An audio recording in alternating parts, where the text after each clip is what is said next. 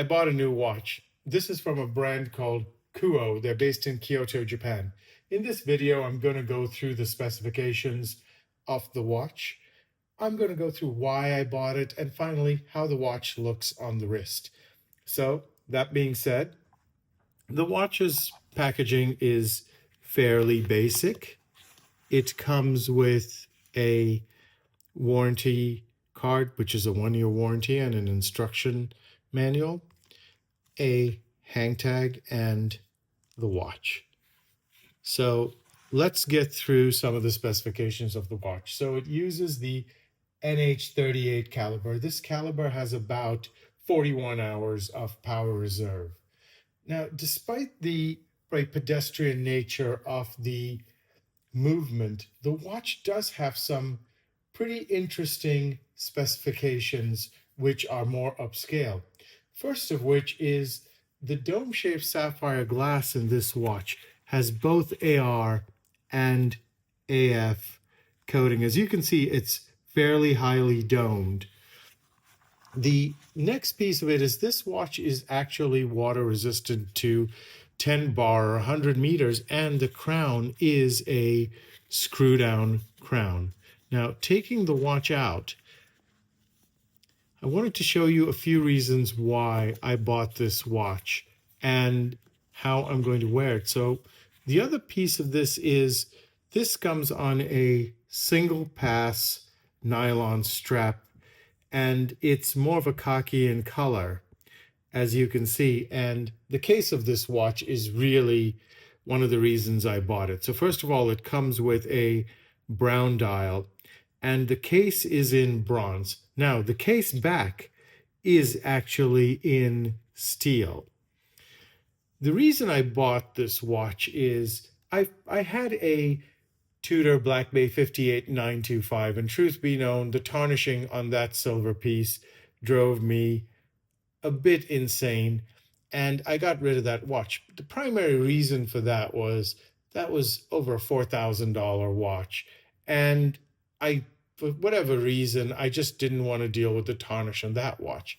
This watch, the price point as of December 2025 is more like $635. So I wanted to give metals that develop a patina another chance, but this time in a more accessible price point that I could wear it a lot and then see what happens to it, rather than me not liking it on a multi-$1,000 watch as opposed to a few $100 watch.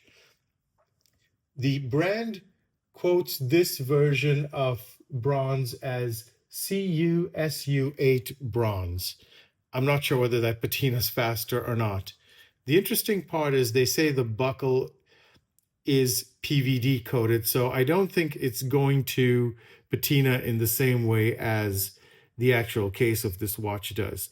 I bought this watch at the Windup watch shop by Worn & Wound in New York City. I'll link their website below. I don't get anything for putting up their website. If you buy something from there, great. If you don't, that's your decision.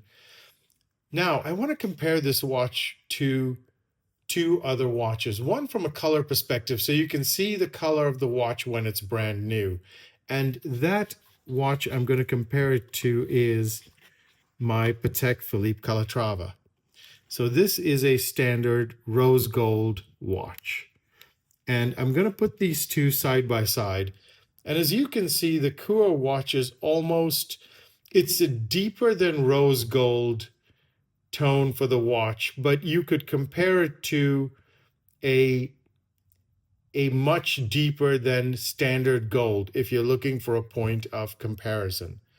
The next watch I'm going to compare it to is my IWC Mark 18, because these are both aviator style watches. Here's where we can get into the specs.